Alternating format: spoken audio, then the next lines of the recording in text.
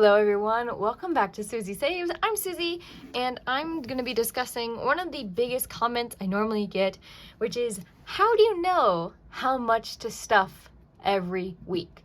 And so I just wanted to go over that a little bit today in case maybe you're wondering what to put away for your finances if you're new to cash stuffing, and sinking funds and stuff like that. Perhaps you have a new goal you're trying to achieve in the year of 2024, but we're just going to start plain and simple.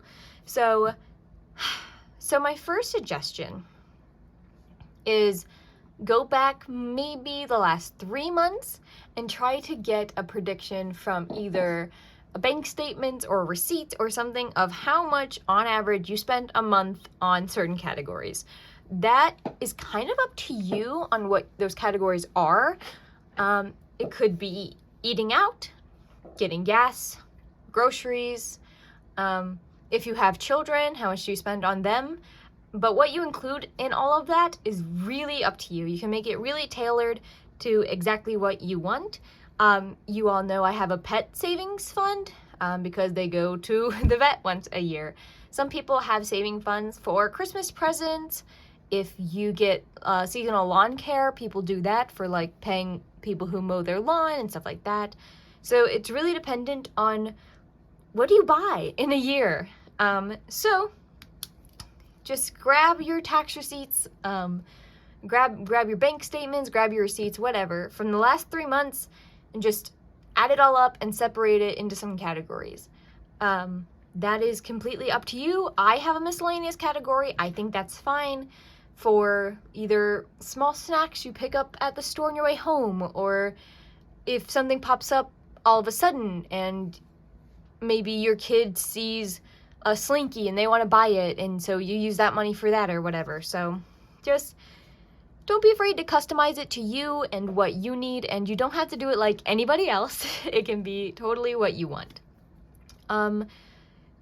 You also need to look at your debts. Do you have credit card bills? Do you have a mortgage? Do you have water bill, electricity bill, everything? Anything that you have spent money on in the past 3 months, or anything you're trying to save up money for. So for instance, we just finished the holidays. If you know, man, every time Christmas comes around, I don't have money for it, and I always spend on my credit card, or I always get super stressed trying to get all this money together at the last minute, maybe you should create a fund for that so you save slowly throughout the year. That is the purpose of a sinking fund. Some of the funds can be quicker than that, right? I do groceries and gas every week. Those are called variable spendings. So you can't really save up unless you go to like maybe Costco once a month. But that really depends on how many paychecks you get a month and everything like that.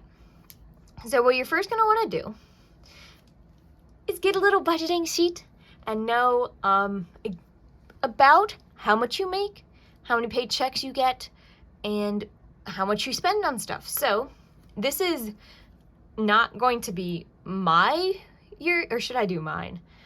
I think it might be helpful for you guys if I did just like a random yearly budgeting, but maybe I'll do mine at the bottom sometime. So, for example, put your income. I would put, I'm gonna do, total. That can be kind of whatever you want. So you can either do total as in yearly income or as in monthly income, depending on how often your paychecks come.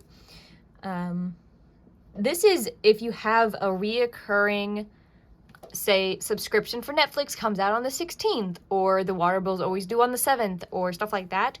You can put this date down because it can be really important if, for instance, you're someone who gets paid every 2 weeks. You need to put money aside for the paycheck on the 5th to pay the water bill on the 7th. You know what I mean? So sometimes money is specifically put away for like a expense happening that week. Anyway, so that's kind of whenever. How much do you want to give them? Let's say they're paid twice a month. 1,400. Let's do that. And that is twice a month. We can do a quick fudge of the numbers. It's about 37, pardon me. Okay. Bam, there's our income. And let's say we get paid the 1st and the 15th. I think that's pretty normal for people. I get paid once a week, so I budget once a week. This is totally up to you.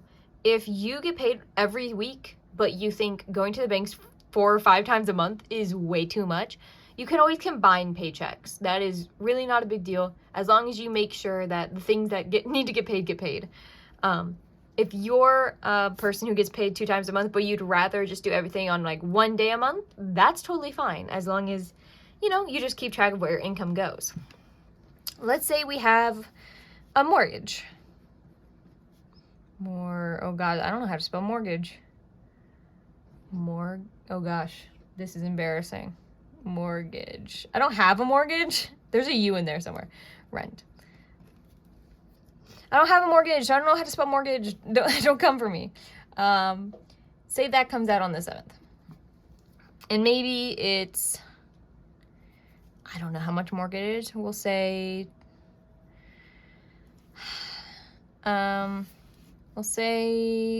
what, 1,200 a month? Hold on, I'm gonna look up how to spell mortgage because I'm so embarrassed. Is there a T?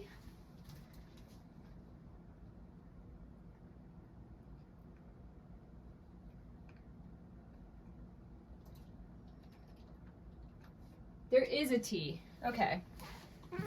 Oh, lordy. There is a T. Pardon the cat jump scare there. Okay, so there's 2 ways you could do this.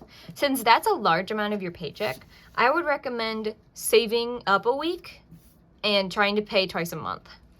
So that's $600 from every paycheck that you get would go into your mortgage. And then just keep track of how much money you got left. So, I don't know, maybe you have a credit card that comes out on the 17th. I'm not going to put any kind of name on that because I think that's risky business. Credit cards have really high interest rates, so I recommend paying that off as soon as you can, but I understand that that's rough. Say it's $130 a month. You get 2 paychecks a month, so divide that in half, $75 a paycheck. Okay? So for me, because I'm a weekly budgeter, you'll see later on in the video when I do mine, all these numbers are going to be divided by 4 because I pay it 4 times a month. I hope that is making sense to everyone. Okay, I'm just going to include like water bill and everything in that one. So then you have your variable expenses. You've got gas. You've got groceries. Yeah. So gas, I mean, my gas bill is pretty low. We'll say $300 a month. So twice a month, it's $150.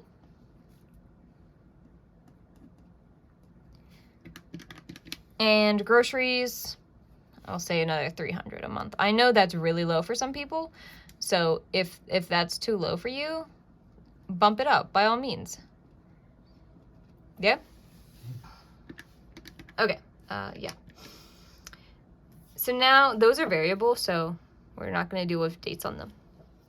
So after you put all your like necessities, right? If you have like if you are not hurting on money, right? If you are not negative, if you're not going down in your bank account, then that's fine. If you have like Netflix subscription or gym membership, whatever, I would suggest if you're coming back every month, time and time again, and you're saying, Susie, I don't know what's happening, but I keep having to pull from my savings, or I keep having to spend on my credit card because I'm out of money, you need to go to a zero-based budget. And what a zero-based budget is all subscriptions you don't need. You get rid of them. Cancel everything. You only are spending on the 4 corners, right? So shelter, gas, food, I don't remember the last one, but all the essentials, right? You need a roof over your head. You need car gas to get to work. You need groceries to feed yourself. That's all you pay for. No going out to eat, no Netflix or Hulu, no gym membership, like the bare bones. That's why it's called a bare bone budget. And that should help you figure out if you're still negative on a bare bones budget, then you're not living within your means. But that can be really hard to get out of sometimes. For example, yes, I've cut out everything out of my budget, but I'm still negative $200 because my rent's too high. There becomes a time in there where you have to decide if you can't cut anything more out, if you can't reduce your spending anymore, you need to make more money. Like, it's a balancing act in finance. And so it's really important that you just keep in mind, like, you can do two things: spend less or make more money. And unfortunately, we try to spend less as much as we can because making more money means more work most of the time, right? So it is a balancing act, and you might have to sit down and talk to yourself and say, look, the lifestyle I want, I'm going to have to work more for it, you know? But that's, everyone's different. It's totally up to you. I know there are some people who might tell you certain things are not essential to your budget. That can be really difficult. For example, I have not gotten my hair cut or anything done with my hair in like a year. But there are, like for example, like I know especially like Black women, sometimes their workplace are like, you have to get your hair done, your hair has to be a certain way, you have to get, like, it can't just be natural. And so if you have to do that to go to work, that's a necessity for you. It's no longer not, you know? It might not be for me, but budgets are different to every person.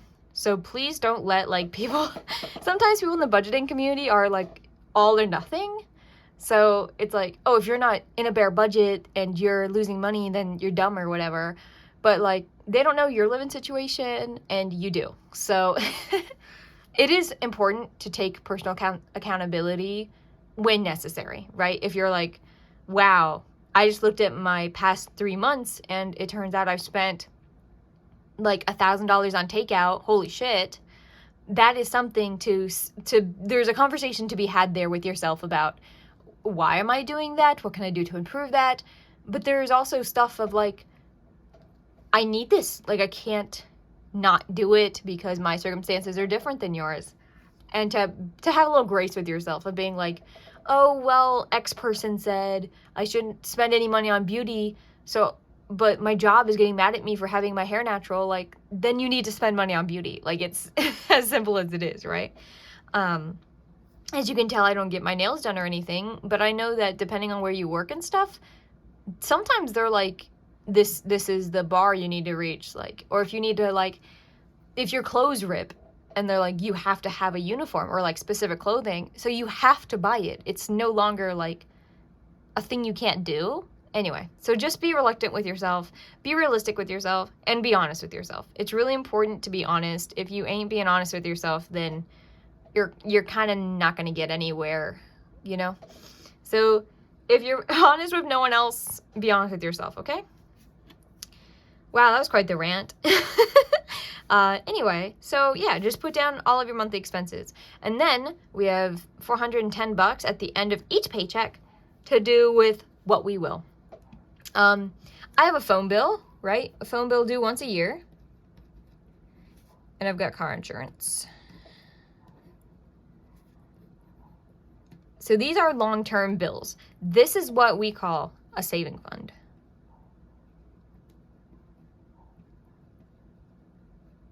Yeah? So what you do is you say, when is my phone bill due? I'm going to write down this 410 so I remember it, because I'm going to use my calculator in a second. My phone bill is due at the start of the year. Car insurance is due at the start of the year. That gives, if you're starting in the 1st of January, that gives you 52 weeks, okay, of the year. My personal recommendation, get a calendar, go through and count how many paychecks you have until that date. So for you, you might be watching this video in April. So you only have 8 months instead of 12. Go through a calendar and count all the paychecks you have until that date. For this person, that is, let's say the phone bill, I mean, mine was like $600, so we'll just put $600. They have a whole year to do it, and they get paid twice a month, so that's 24 paychecks, right? Twice a month for 12 months, 24. So we're going to take this money and divide it by 24. 25 bucks. That means each time we get paid, 25 bucks of it needs to go into these funds. And that means that by the end of the year, we will have that money.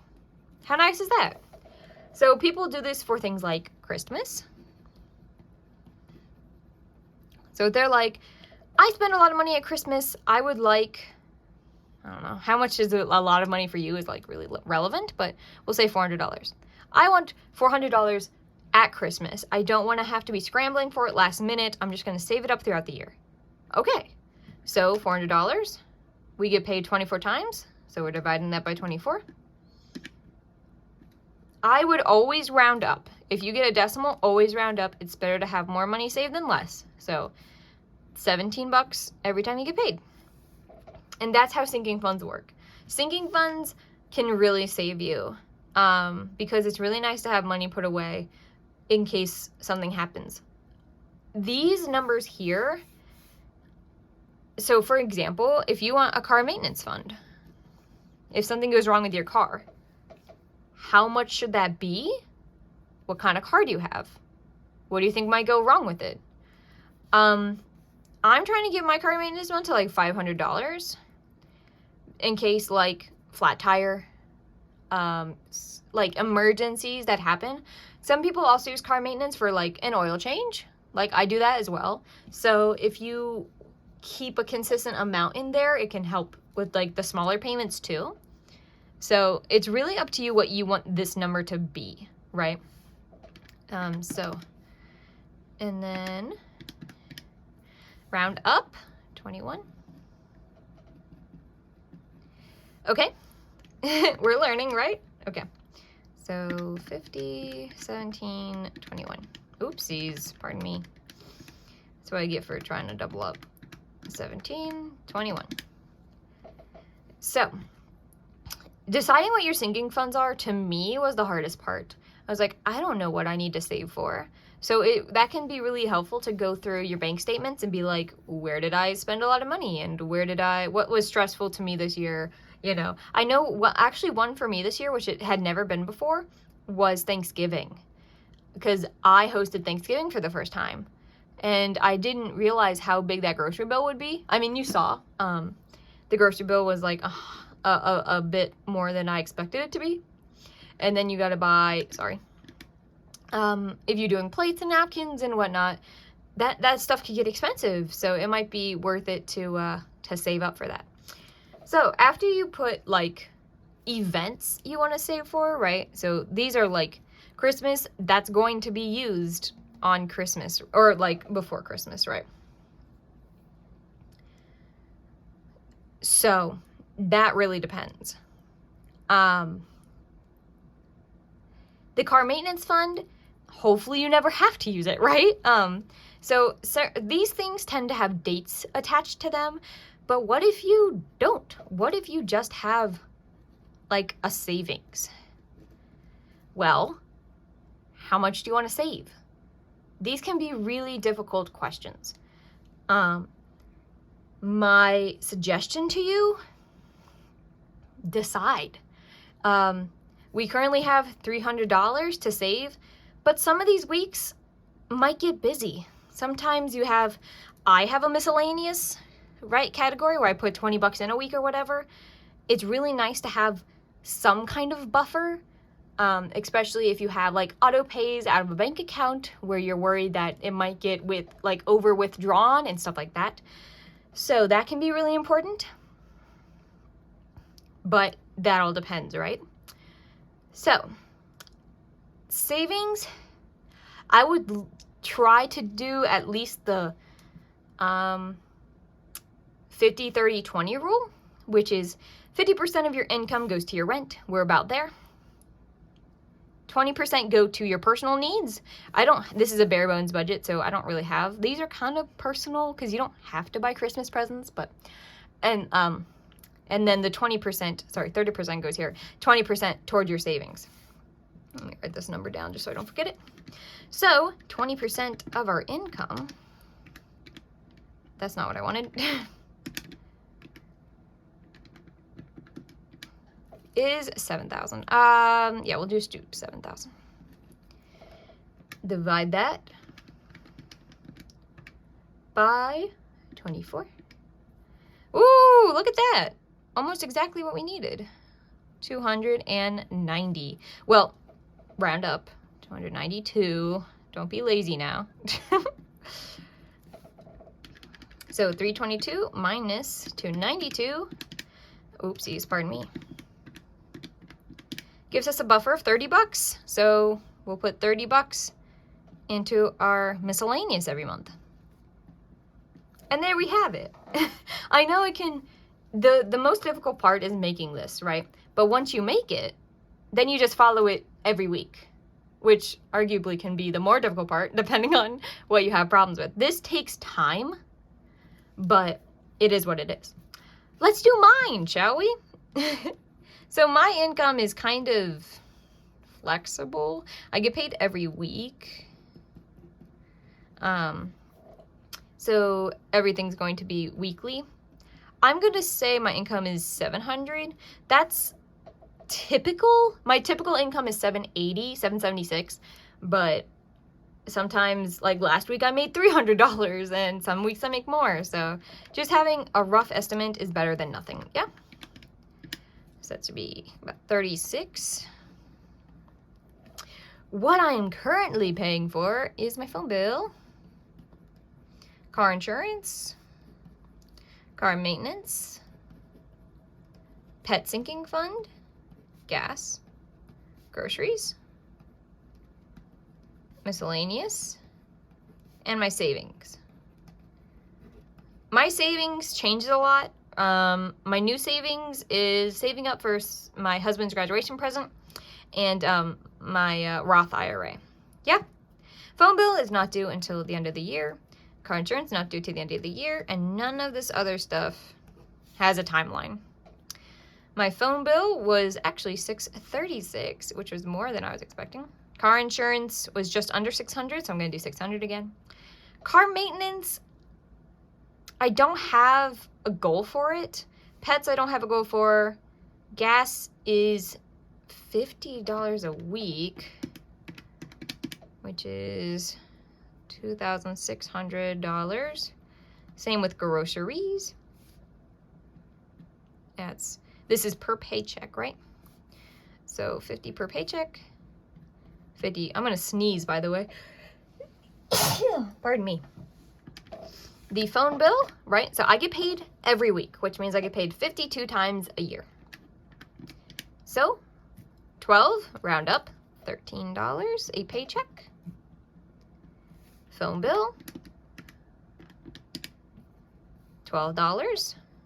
And you'll be seeing me do this. Oh, I forgot rent. My rent is, it's actually going up to $800. So I'm going to start weekly paying $200 on it.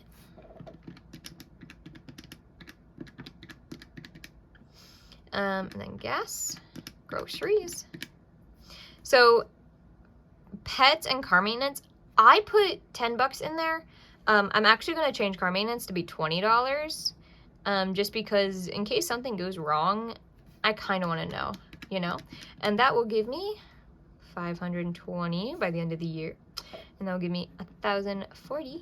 That's correct? I know that's correct, but at the end of the year, sounds pretty good, right? Savings, this fluctuates for me depending on what I'm saving for, because, like, for instance, the Roth isn't due until the end of the year. Well, technically it's not due yet, but I have, like, graduation, which will be like May 5th or something, I don't know. And then I've got I gotta pay my dad back. There's no timeline on that, but I'm trying to do it by August, right? So I'm saving for different things at different times. So for instance, this graduation present is $3,000. So $3,000, but I want it by May. So 4 weeks and a month. May is 5 months away, 20 weeks to get $3,000. 3,000 divided by 20 weeks means I need to save $150 a week for the next 5 months. Right? So categorize it in your brain like that. I think that will help you a lot. Miscellaneous is dependent on me. We tend to spend $30 a week that I don't budget for, so now I budget for it. That makes it a lot easier for me. And then just add everything up here, or rather subtract everything.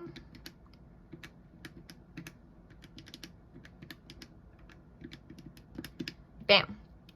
I try to have a buffer of at least a few dollars, so my buffer would probably be the 15. And then 300 would go to whatever I'm saving for. Because I'm saving for like individual things and the Roth at the same time, I'm doing half to the Roth and half to the savings. So that's basically what I'm doing right now. So yeah, that's why I cash stuff the way I do. I hope that made sense. Hopefully this video is helpful to you. I would be willing, if you all want to, I don't know, reach out in some form. You can always comment, and then maybe, I don't know how we could talk, but if you're thinking, wow, this is overwhelming, I don't even know anything about what I'm doing, I can budget it for you. Maybe I'll do some videos about real life budgets if you're comfortable with, you know, we can always use pseudonyms. It doesn't have to be your real name or anything like that, but maybe I could make your budget for you and help you out in that department if you're comfortable with that. I would love to do that. I find this very fun. I don't know if I don't talk about myself too much, but I'm a chemist. So math comes very easily to me. So I love working with numbers. It's one of my favorite things. If you're not mathematically inclined and you hate numbers and you don't even want to look at this and this is very confusing and causing you anxiety, pass it off to me. I'll do it. A little video for you. But I hope this helps. It's kind of chaotic. I hope you understood what I was trying to say. Basically, how much do you make? How much do you spend? Are you in the positive or negative? Do you want to save for anything? Are you spending too much on something? And just, what are your goals, right? Have some concrete, definable goals that you can reach. And here's to a debt-free journey, hopefully. I know some of you are trying to get debt-free, or pay off that mortgage or rent or your car loan or whatever it may be. Some of you are just trying to save. Susie Savers, right? My Susie Savers are out there trying to save as best they can. And it is not impossible to do both at the same time. You can always pay off debt and save, but you have to see where that money is best allocated. If you're saving, like, how much is that money growing? Or if you're paying off debt, how much is that money growing, right? Because the debt interest can be really high to the point where you're like, I should move this savings money over here because I'm going to save more money in the long run if I just pay it off quicker. So some of that stuff can be really, really crazy, but I wish you the best of luck with it. If you want my help, don't be afraid to reach out. I don't know if you guys have Instagram or someplace. Unfortunately, YouTube doesn't have like a chat feature where you can just chat to people. That's probably for the best, but if any of you are like, I really need your help, Susie, comment down below and maybe we'll talk, okay? Here's to a new year. Here's to some financial goals. Here's to 2024. I hope you all start thinking about your budgets more and get prepared for what you're doing and have a healthy life. Yeah? Join me on the journey to financial freedom. Like and subscribe if you found this video helpful. I hope you did. Trying to explain it as best as I can, but I'm kind of rambly, so I apologize. I hope you all have an amazing night, and I will see you next week. Have a good night, everyone.